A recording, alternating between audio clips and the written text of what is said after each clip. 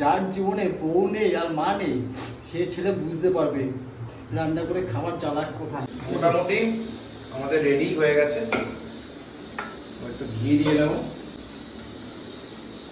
এখানে বেগুন ভাজাটা করছি, বেগুনগুলো বেশ ভালো দিয়েছে দেখলাম।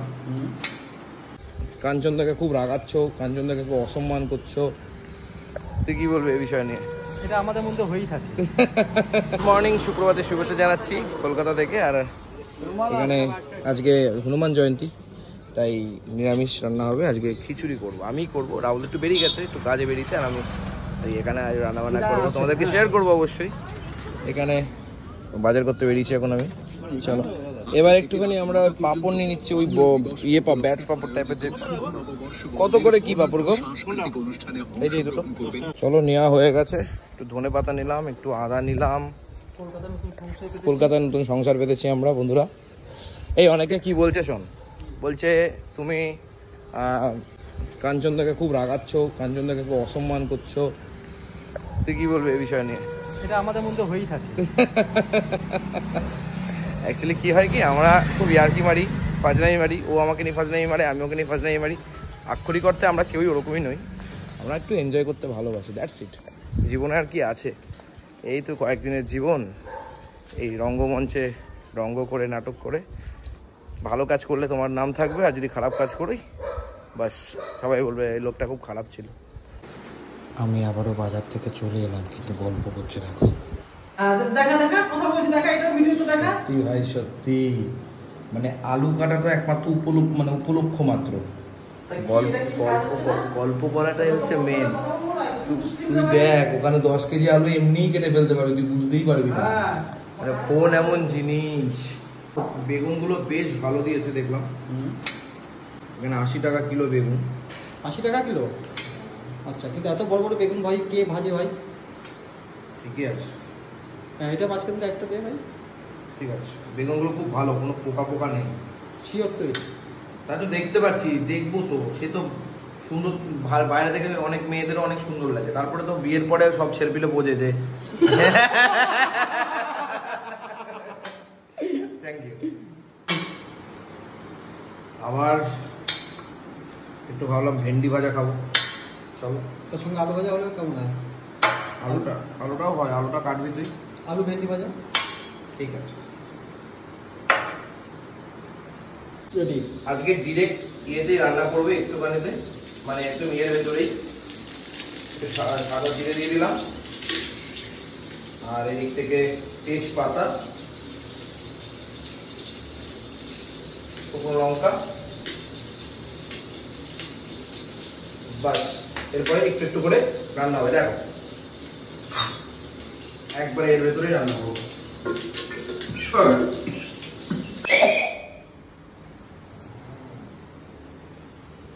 এই যে ডালটা দিয়ে দিলাম, দিয়ে ভাজাভাজি চলছে।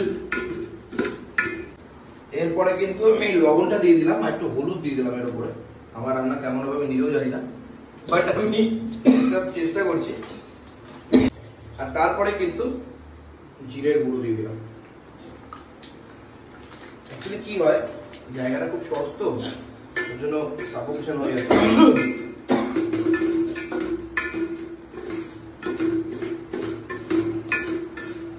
একবারে একসাথে কিন্তু ব্যাপারটাকে রান্না করবো।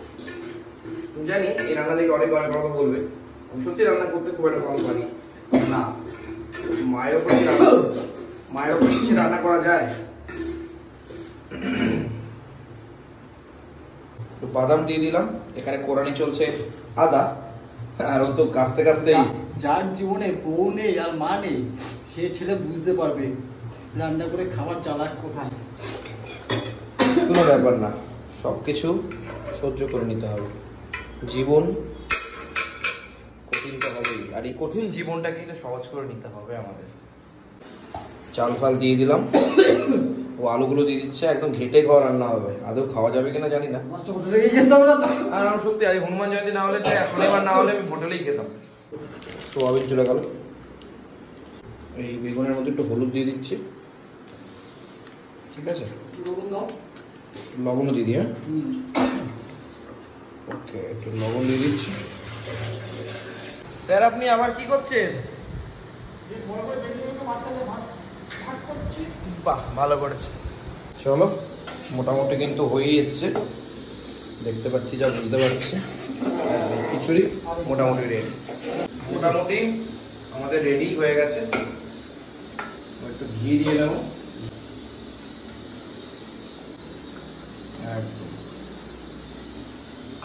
রেড কার্ড ঘি। আমাদের বাড়িতে থাকলে জাগ্রসানি ঘি ইউজ হতো।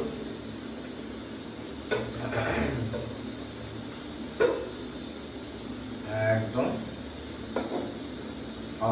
ভালো গন্ধ বেরিয়েছে। তারপরে উপর দিয়ে একটুখানি ধনে পাতা। ব্যাস, কমপ্লিটেড আমাদের খিচুড়ি। বেসিক্যালি এগুলো সব ভেজে নেবো।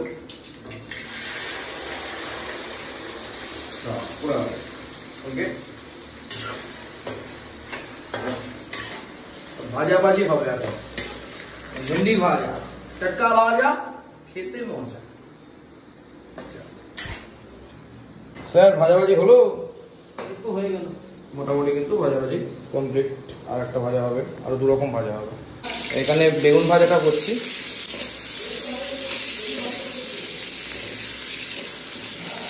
এই যে বেগুন ভাজা হবে, ভেন্ডি ভাজা হয়ে গেছে। এবার একটু পাঁপড় ভাজা করবো। বেগুন ভাজা কমপ্লিট, ভেন্ডি ভাজা কমপ্লিট। এবার পাঁপড় ভাজা জাস্ট ছাড়লাম। পাঁপড় ভাজা হলেই মোটামুটি আজকের মতো রান্না কাজে গেছে। বাবা, রান্না করা খুব জ্বালা, কিন্তু প্রত্যেকবারই মায়েরা বোঝে এটা। আর যাদের বাড়িতে বউরা রান্না করে, বউরাও বোঝে। অন্য কেউ রান্না করলে অন্যরাও বোঝে। এই যে পাঁপড় চলছে এখন। কড়াইয়ের অবস্থা খুবই জঘন্য, আমি বুঝতে পারছি।